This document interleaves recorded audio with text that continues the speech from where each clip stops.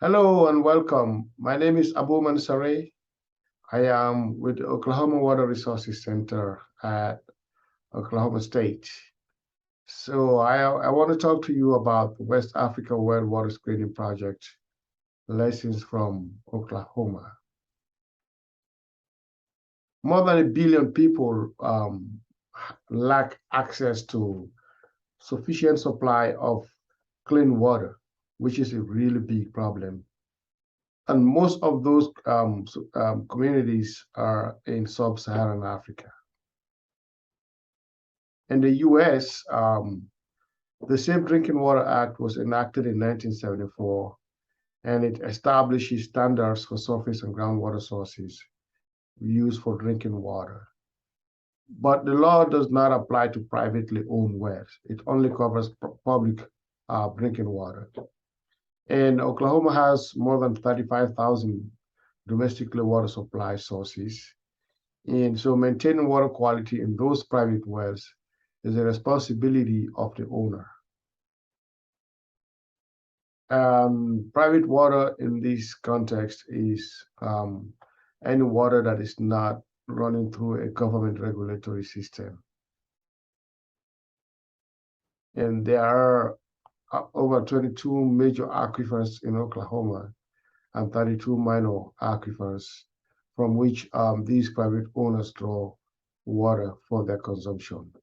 And aquifers refer to water below the ground.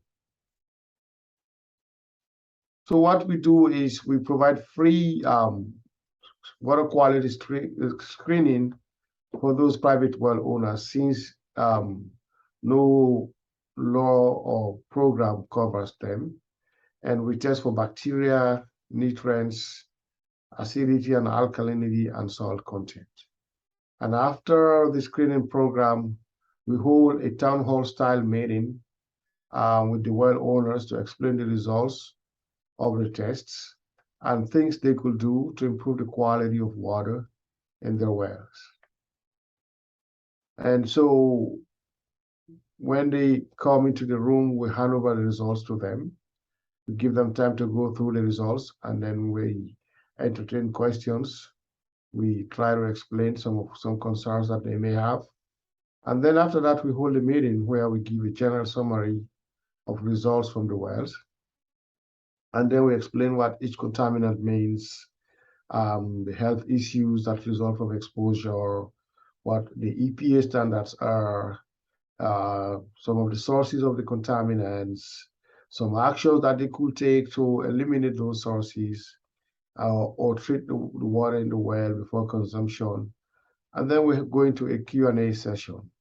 And then we provide useful materials that we provide, that we develop and bring with us in the meeting.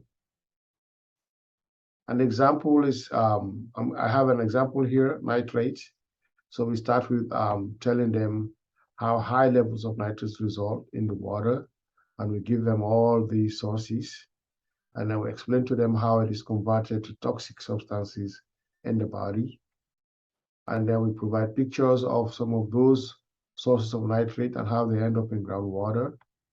And then we go into the EPA recommended guidelines, above which the water is not good for consumption. And then we give them some treatment options. And then we explain to them how we go about to test for nitrate in the water. And then we come here to let them know that they are not alone. So we give them a map of nitrates in Oklahoma and across the country, so that they know they're not alone in the problem. And then we also explain some of the health problems associated with exposure to high levels of nitrate in the water. So after going through each of those contaminants, covering those subtopics, we then go into management of the wells, some of the steps they could take to make sure that they don't get exposed to those contaminants. And then we also, like I said earlier, we bring with us flyers and some handouts that we develop, useful information about like how often your well should be tested, how much does it cost to test your well, and then some of the labs that are available around Oklahoma.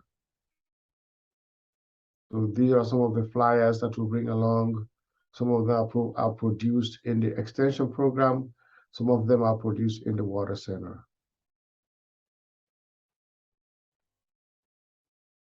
So we are now at the stage of piloting this program in West Africa, and Sierra Leone is a country that we have chosen because we have contacts there and we have been working with folks in that country. So this is Sierra Leone in West Africa. Its neighboring countries are Guinea, Liberia, and then we also have other countries surrounding there like Cote d'Ivoire, Mali, Senegal, Guinea-Bissau. So all these are West African countries, and these are other countries in Africa as well. So Sierra Leone, just like Oklahoma, has more than 30,000 domestic wells distributed in towns and villages. And in most of those places, these wells serve as the only source of water supply for residents. There is no water quality monitoring or management in these wells, and that is compounded by poor knowledge, attitude, and practice towards water quality in those communities. And there are no standards for water quality in these wells, except for the WHO standard, which most of the people do not know about. And there is no standard treatment of water from these wells. Most government programs focus on water supply in cities, in big cities. The only intervention program that we see are NGOs, and most of those NGOs focus on water supply issues. So there's really nothing about water quality. And unfortunately, there is poor sanitation in those communities. And so these water wells they end up becoming contaminated, and people are exposed to life-threatening illnesses such as diarrheal diseases and typhoid fever. Thousands of people die every year from these diseases. And the communities that depend on these wells are on their own. So OSU, we are trying to extend the OK1 style education on water quality in Sierra Leone. So the Water Center, the Environmental Science Graduate Program, and the MIA program, we are collaborating to pilot a West Africa well water screening and education project in Sierra Leone. And we are doing this in collaboration with local leaders and local partners at Jala University, which is one of the leading universities in Sierra Leone. So at OSU, we will train one MS student. Hopefully they will come next spring from Sierra Leone. And then hopefully that student will become an expert in environmental outreach and education. And then we also plan to train 3 undergraduate students at Jala in Sierra Leone. And our goal is for those students to become groundwater quality educators with the ability to interpret groundwater quality in a non-technical language. And we will work with local partners to recruit private well owners for free water quality screening. So when the MS student comes to OSU next semester, they will participate in and learn the OK1 program, and then they will develop a curriculum for the community-based water quality education based on what they learn from the OK1. And then they will also receive training on using no-cost or affordable BMPs, best management practices, for clean water in private wells. And they will do all this as part of their MS coursework. And then the goal is for that student to return to Sierra Leone during their MS program to work with the undergraduate students. And then they will use remote sensing and GIS to map aquifers in the study area. And they will conduct surveys on knowledge, attitude, and practice on water quality in the study area. And then they will work with the PIs who will accompany them to recruit well owners who will then participate in the free well water screening and education program.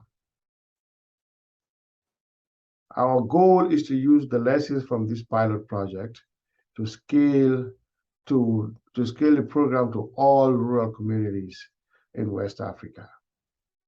So this is all I have for you. I want to thank you, and I will entertain questions. Thank you.